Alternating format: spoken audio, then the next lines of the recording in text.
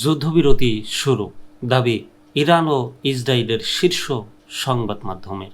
দীর্ঘ 12 দিনের সংঘাতের পর অবশেষে ইরান ও ইসরায়েলের মধ্যে যুদ্ধবিরতি কার্যকর হয়েছে বলে জানিয়েছে উভয় দেশের গণমাধ্যম।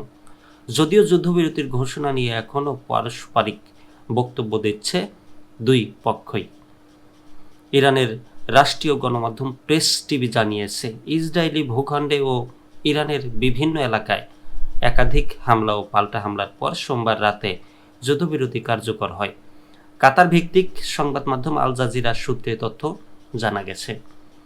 অন্যদিকে ইসরায়েলের টেলিভিশন চ্যানেল 12 এবং অনলাইন নিউজ পোর্টাল ওয়াইনেট জানিয়েছে যুদ্ধবিরতি শুরু হয়ে গেছে। মার্কিন সংবাদ মাধ্যম CNN ও এক প্রতিবেদনে এ তথ্য নিশ্চিত করেছে। এর আগে মার্কিন president Donald Trump Truth the সোশ্যালে দেওয়া এক ঘোষণায় জানান, ইসরায়েল ও ইরান সর্বাত্মকভাবে যুদ্ধবিরতিতে সম্মত হয়েছে, এখন শান্তির সময়।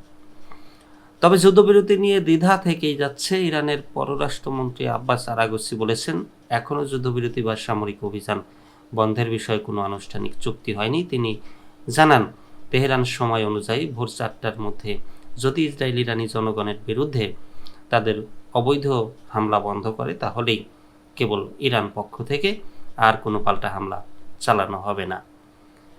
বিশ্লেষকদের মতে এই মুহূর্তে যুদ্ধবিরতি বাস্তবতা নির্ভর করছে উভয় পক্ষের পরবর্তী পদক্ষেপের উপর। যদিও আন্তর্জাতিক মহল এই ঘোষণাকে স্বাগত জানিয়েছে, তবে এখনই স্থায়ী শান্তি ফিরে আসবে কিনা তা বলা যাচ্ছে না।